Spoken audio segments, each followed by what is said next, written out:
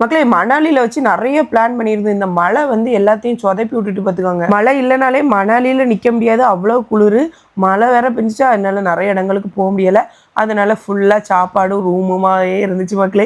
அதனால தான் ஃபுல்லாக சாப்பாடு வீடியோ வந்துட்டு இருக்கு. நம்ம சாப்பாடை என்ஜாய் பண்ணக்கூடிய ஆள் தான், ஆனாலும் அப்பப்போ இந்த கன்னியாகுமரி சாப்பாடு ஞாபகம் வந்து போகுது. இன்னைக்கு நைட்டுக்கு என்னென்ன வச்சிருக்காங்கன்னு பார்த்தீங்களா? வெள்ளைச்சோறு இருக்குது, அதுக்கப்புறம் மஞ்சச்சோறு லெமன் சோறாக இருக்குமோ, அதை நான் தொட்டே பார்க்கல மக்களே. நமக்கு வந்து மட்டன் குழம்பு வச்சுருந்தாங்க.